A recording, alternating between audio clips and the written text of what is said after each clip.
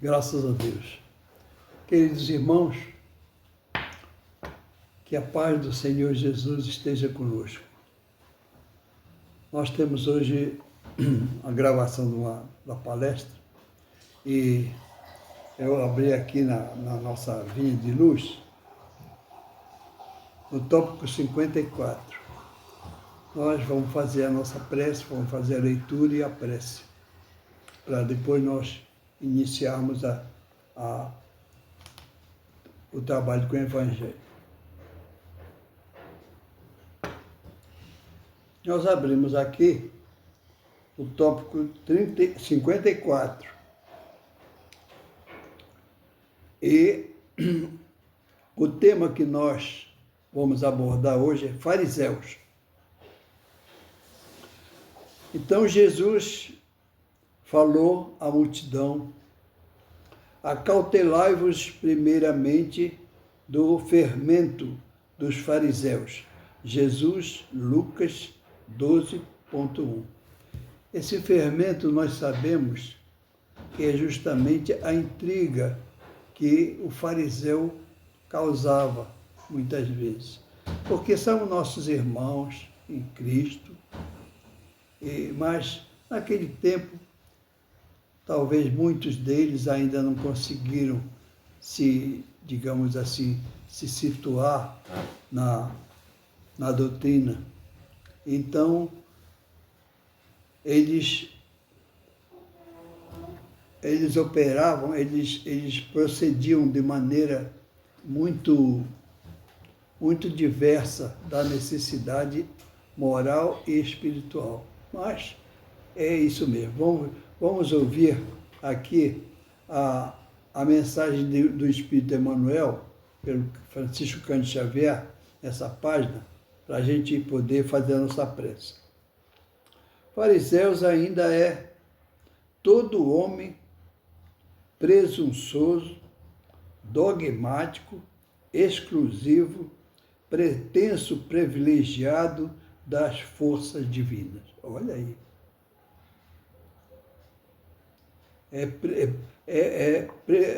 Privilegiado, é pretensioso, privilegiado. Isso aí, então eles achavam, os fariseus achavam que eram justamente mais importante do que os outros irmãos, porque todos nós somos iguais perante Deus. O orgulhoso descendente dos doutores de Jerusalém, olha aí, ainda vive através de todas as organizações humanas, respira em todos os templos terrestres, acredita-se o herdeiro único da divina bondade, nada aprecia senão pelo prisma do orgulho pessoal, traça programas caprichosos e intenta torcer as próprias leis universais, submetendo-as ao ponto de vista que esposou da sua escola ou no seu orgulho, no seu argumento sectarista. Isso nós vemos uma pessoa orgulhosa que quer realmente que domine a vontade dele é que manda. Ele não quer considerar nada se está errado, se está certo, se está... Não, ele quer que seja a vontade dele cumprida. Jamais comparece ante as bênçãos do Senhor na condição de alguém que se converteu em instrumento de seus amorosos desígnios, amoroso de Deus. Mas, como crente orgulhoso,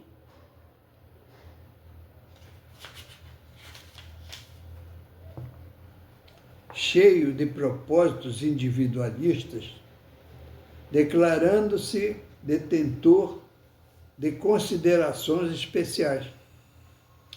Os aprendizes fiéis necessitam acautelar-se contra o levedo de tais enfermos do Espírito. Levedo, nós sabemos que a massa de trigo formado com fermento, ela aumenta do tamanho. Ela bota, a pessoa corta, mistura aquilo e faz, bota um pouquinho aqui, aí deixa umas 2 horas depois, ela está quase o triplo, né? É isso. Então é esse fermento que ele fala, é que a pessoa se acha, né? Então ele se acha melhor do que os outros. Não existe isso.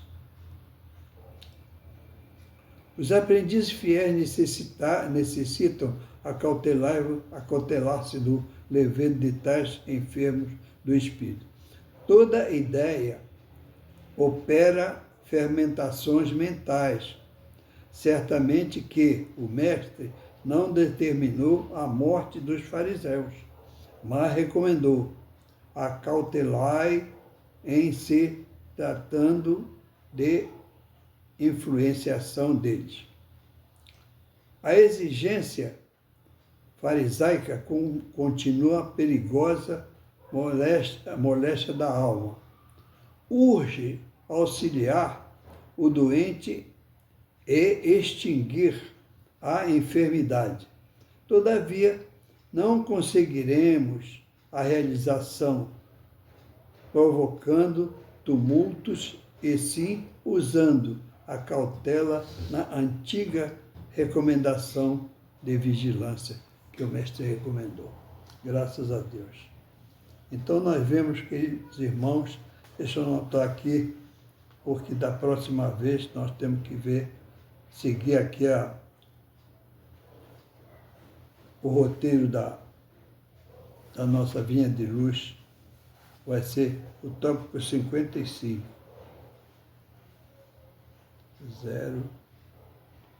055.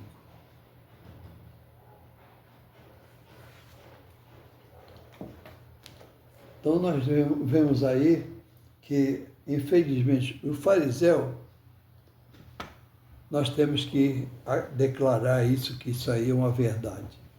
O fariseu cumpria, ele era bom pai de família, né? André?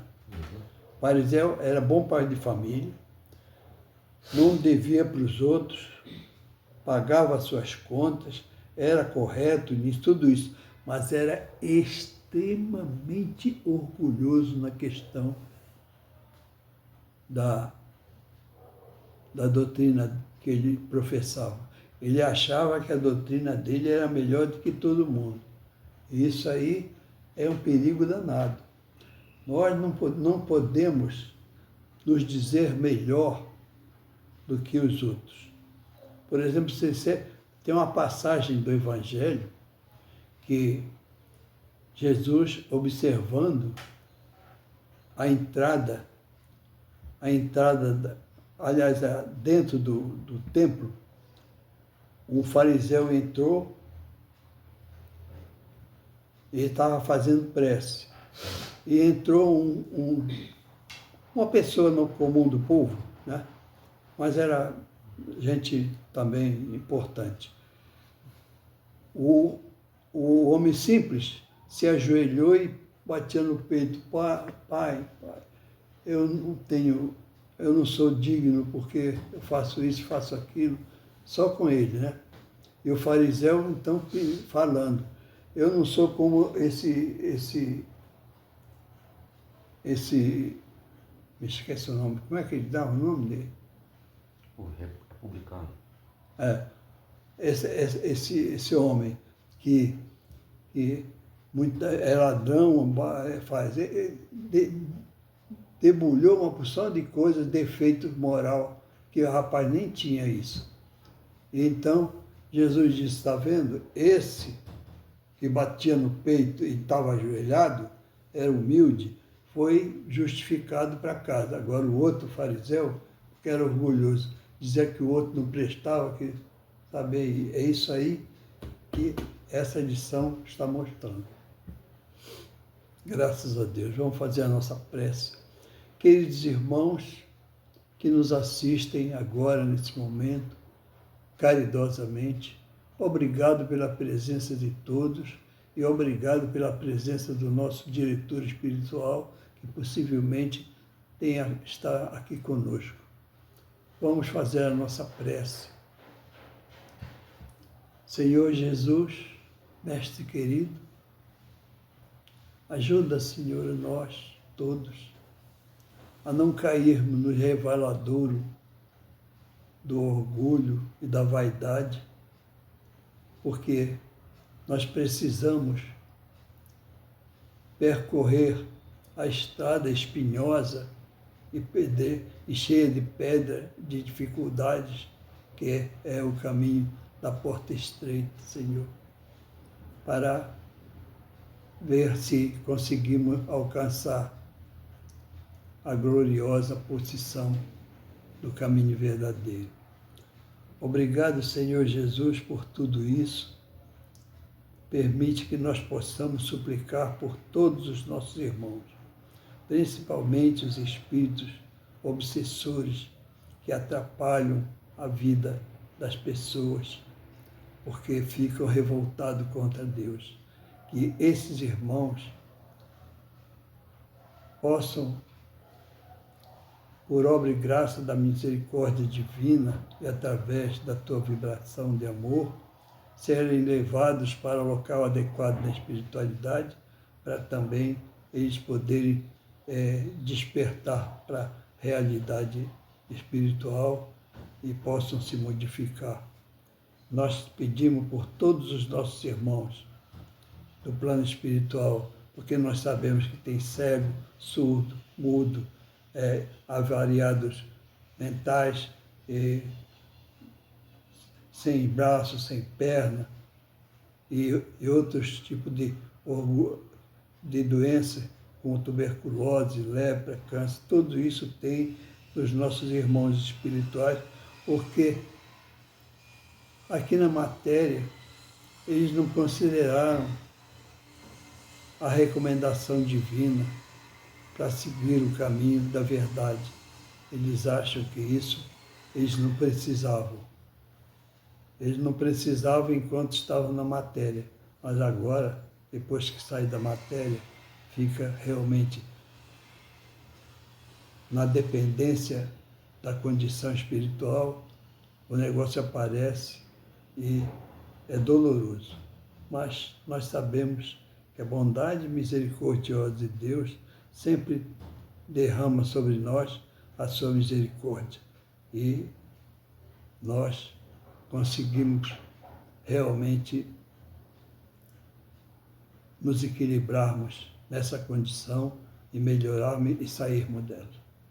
E assim, Senhor, muito obrigado pela bênção misericordiosa desse momento. Obrigado, queridos irmãos que estão vibrando conosco. Que a paz do Divino Mestre seja conosco. Senhor Jesus, concedei a nós a graça misericordiosa do teu amor e eleva nosso pensamento e nossa prece aos pés do nosso querido Senhor, nosso Pai, o Supremo Senhor do Universo. Obrigado, Senhor, que a tua paz seja conosco e louvado seja em todo o universo infinito o teu santo nome. Graças a Deus. Vamos iniciar o nosso estudo do Evangelho. São dois temas, queridos irmãos. São dois temas. Um é justamente sobre a avareza, né? Justamente que nós estávamos falando. E o outro é justamente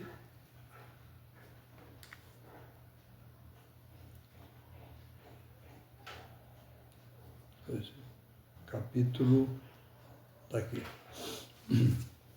capítulo 16. Preservar-se da avareza. O que é avareza? É justamente aquela pessoa que quer guardar bem material porque ele fica com medo de precisar e não ter, coisa dessa natureza.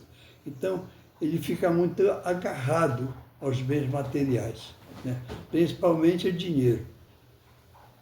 Então, O que acontece? Nós vamos hoje fazer essa consideração, essa pequena consideração sobre isso. Vamos dar uma lida, porque o Evangelho realmente é uma leitura, um ensinamento que a gente precisa ler, porque nós ainda não estamos à altura de estar, muitas vezes, interpretando aqui. Tá? Preservar-se da avareza. Então, no meio da turba, um homem lhe disse: Mestre, diz a meu irmão que divida comigo a herança que nos tocou. Jesus então respondeu, lhe disse: Ó homem, quem me designou para vos julgar ou para fazer as vossas partilhas?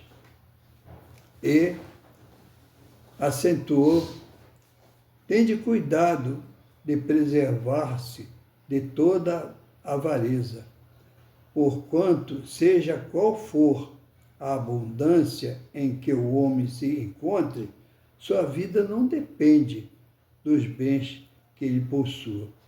Ora, é um ensinamento pequeno, mas de uma profundidade enorme, muito grande, porque mostra para nós, né, que é necessário que a gente domine esse impulso, porque cada um de nós, seres humanos, nós temos um ponto justamente fraco. Justamente aquele ponto em que a nossa mente trabalha sempre em torno dele. Uns é por dinheiro, outro é pelo outro vício qualquer, e por aí afora vai. Então, essa avareza também é um vício, que a pessoa quer dinheiro, quer possibilidade, quer isso, quer aquilo. Vamos continuar a leitura para depois a gente fazer a nossa consideração. Disse-lhe a seguir essa parábola. Havia um rico homem cuja terra tinha produzido extraordinariamente e que se entretinha a pensar consigo mesmo. Assim, que hei de fazer, pois já não tenho lugar onde possa encerrar todo o que vou colher. Aqui está, disse, o que farei. Demolirei os meus celeiros e construirei outros maiores, onde porei toda a minha colheita e todos os meus bens. E naquele tempo, a roça, o terreno, né, que produzia aquilo para ele conseguir colher, ele vendia aquilo, né? Ou então ele vivia daquilo, rendia muito. E direi à minha alma, tens de reserva muitos bens para longos anos. Repousa, come, bebe e goza. Mas Deus, ao mesmo tempo, isso aí Jesus falando, disse ao homem, que insensato és. Esta noite mesmo tomar-te-ão a alma e para que servirá o que acumulaste. É o que acontece àquele que acumula tesouro para si e para si próprio, o que não é rico diante de Deus. Isso é do apóstolo Lucas, capítulo 12, versículos 13 e 21. Então, nós vemos aqui as considerações que o Divino Mestre aconselhou aquele homem que só pensava no dinheiro. Está certo, nós precisamos. Isso é inegável. Todo mundo precisa, porque para se manter, para comprar o pão de cada dia, a comida, etc., nós precisamos de dinheiro. Mas é preciso que a gente não se apegue demais àquilo. Por quê? Porque se a gente se apegar demais a uma coisa, a gente vicia nosso centro de força, nosso centro de manifestação maior, aí fica viciado e querendo aquilo. Então nós temos que procurar equilibrar as coisas na nossa mente. Nós precisamos, vamos trabalhar, vamos ganhar o dinheiro, vamos economizar para nós não precisarmos pedir emprestado a ninguém. Isso aí é necessário. Mas esse aqui que estava falando aqui, Jesus viu que o homem não queria, ele não queria trabalho, ele queria um pouquinho da riqueza que o pai deu. Agora, naquele tempo, o pai administrava a modo dele lá. Então, essa é uma lição, essas lições do Divino Mestre, muitas vezes são digamos, não aconteceu naquilo. Ele criou justamente essa lição aqui da avareza, né? Preservar-se da avareza. Então a gente vê aí que é uma necessidade muito grande de nós equilibrarmos. Eu gosto, por exemplo, de cerveja, né? Mas se me dedicar somente a tomar cerveja, eu vou acabar me viciando no álcool. E vai acontecer alguma coisa no meu organismo, no íntimo. Né? A primeira coisa que acontece justamente é com o fígado, né? Fígado, e pode subir para o cérebro aquela coisa, e pode acontecer... Bom, eu não entendo de medicina, mas acontece uma porção de coisas. Então nós precisamos fazer todas as coisas de maneira equilibrada. Não muito, nem pouco. Nós botamos no nível certo. E com isso, a gente vai caminhando e vai melhorando e vai evoluindo também, porque nós nos ocupamos com o trabalho, né? E etc. Assim, a bondade de Deus nos concede isso. Agora vamos fazer uma leitura aqui e analisar Jesus na casa de Zaqueu. Isso é muito lindo. Primeiro vamos ler, que é até poético isso. Tendo Jesus entrado em Jericó, Jericó era uma cidade que tinha muita flor, muita coisa. Eles faziam perfume também lá, a cidade da Judéia. E era muito famosa. Então sempre o mestre passava por lá. Tá. Tendo Jesus entrado em Jericó, passava pela cidade e havia ali um homem chamado Zaqueu, chefe dos publicanos. Publicano era cobrador de imposto lá. Então o povo não gostava de cobrador de imposto. Eles tinham uma raiva danada.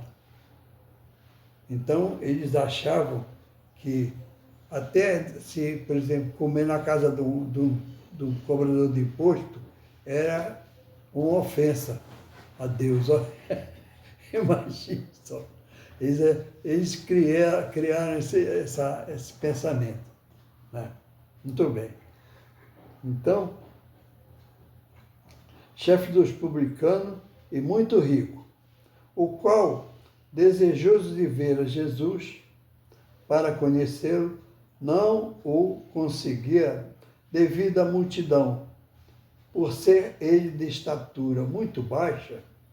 Por isso, correu à frente da turba e subiu a um sicômoro para o ver quando passasse por ali.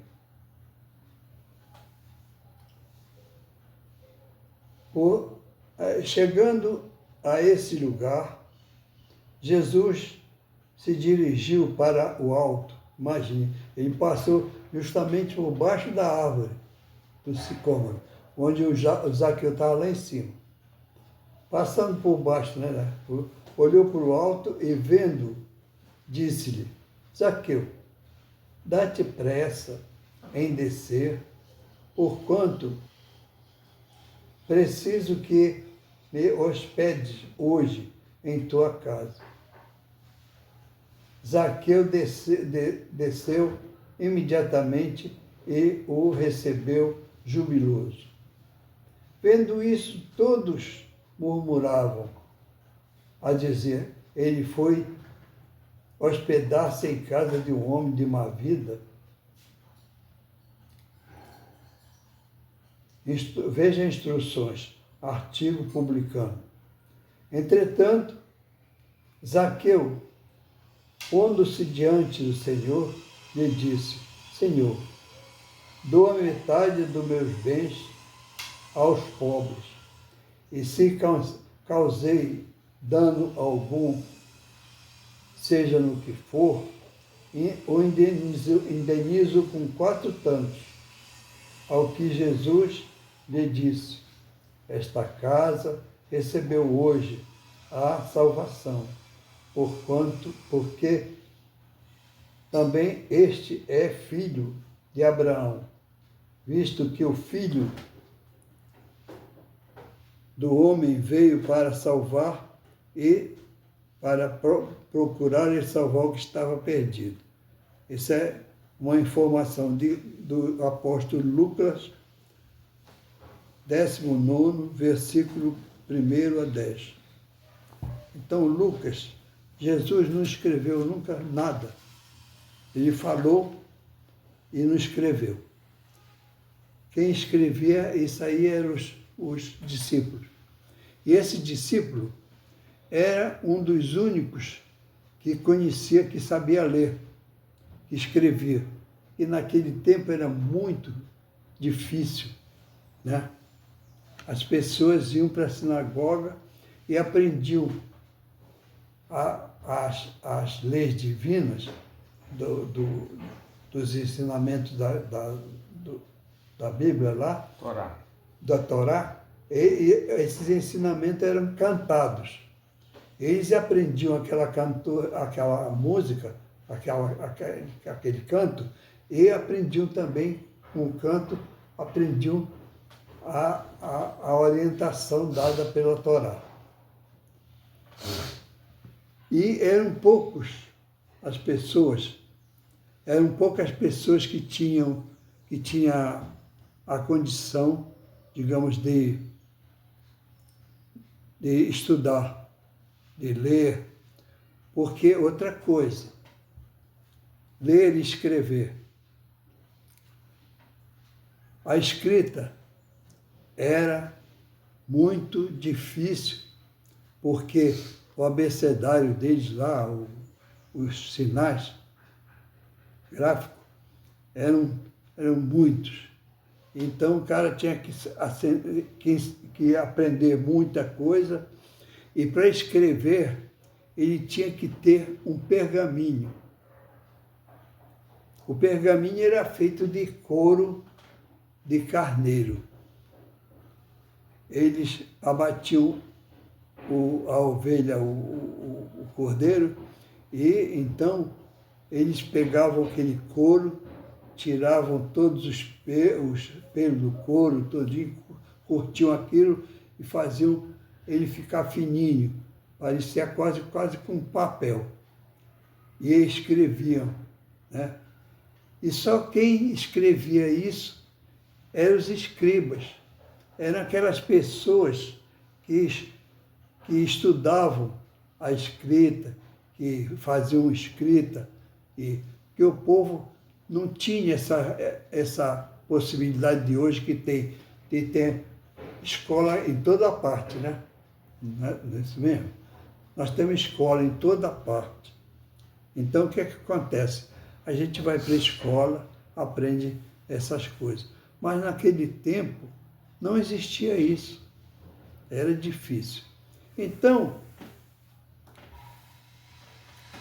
o povo judeu, né, não suportava os publicanos. Por quê? Porque o publicano cobrava os impostos para Roma, né? Roma pagava para eles uma percentagem. Muitos deles, por exemplo, o bairro do Grajaú vai ser cobrado, né? O bairro do Grajaú é cobrado, dá tanto em dinheiro. Então, a Roma pegava, fazia esses cálculos e recebia todo o dinheiro antes de ser cobrado. O cobrador de imposto pagava o governo lá de Roma e ele ia cobrar. E nessa cobrança, nem todos os cobradores de impostos que chamavam, não cobravam o troço certo, cobravam a mais, em geral. Então, com isso, né, eles eram praticamente odiados, ninguém suportava, ninguém queria ser amigo de cobrador de impostos. Como é que chama? Publicano, né? Ninguém queria ser amigo de publicano. Então, esse Zaqueu era publicano e convidou Jesus para...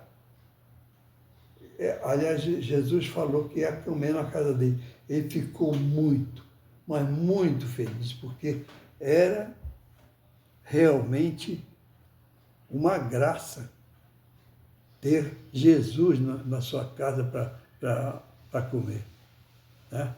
Imagine o reflexo dele, de longe, de onde ele está, que está refletindo aqui na nossa conversa, aqui no nosso ambiente, é maravilhoso, né? Dá a gente uma alegria suave. Imagine, naquele tempo, ele comer numa casa, era realmente maravilhoso demais. Então, Zaqueu convidou, ele avisou Zaqueu que ia almoçar, ia passar na casa dele, isso.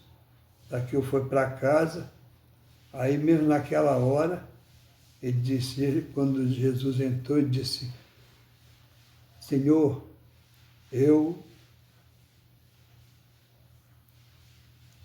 pagarei, devolverei quatro tantos todo aquilo que eu tirei de alguém. E distribuiu a metade da fortuna dele para os pobres. E vou distribuir para as pessoas a metade dos meus bens e vou pagar 4 vezes mais aquilo que eu tirei de alguém. Então, Zaqueu começou a se modificar ali já, porque ele já estava querendo há muito tempo, queria conhecer Jesus. Quando ele conheceu, Jesus falou tudo aquilo, mas nós sabemos hoje que Zaqueu já era um dos prometidos para